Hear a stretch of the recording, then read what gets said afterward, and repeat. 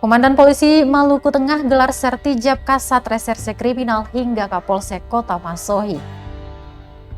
Polres Maluku Tengah menggelar serah terima jabatan atau sertijab pejabat teras. Acara serah terima jabatan dipimpin Kapolres Maluku Tengah AKBP Rosita Umasugi di Aula Rupatama Polres pada Selasa 21 September 2021. Setidaknya ada 3 jabatan di lingkungan Polres Maluku Tengah yang dimutasi dalam jabatan baru.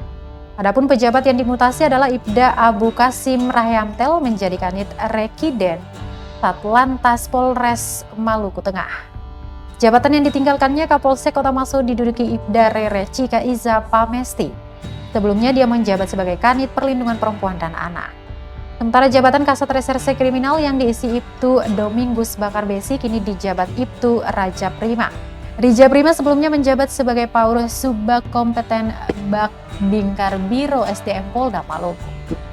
Sementara Domingus Bakar Besi dimutasikan ke Polda Maluku dengan jabatan sebagai Panit 1, Unit 2, Subdit 3 Ditreskrimum Polda Maluku.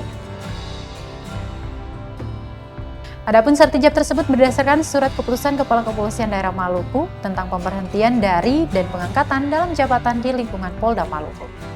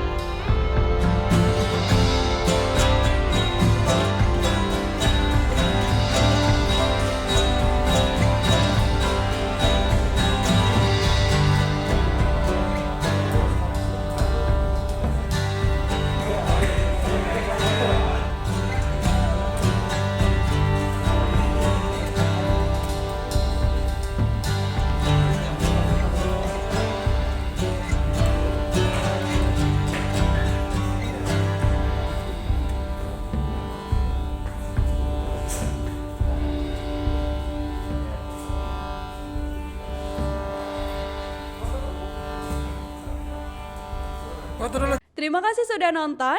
Jangan lupa like, subscribe, dan share ya.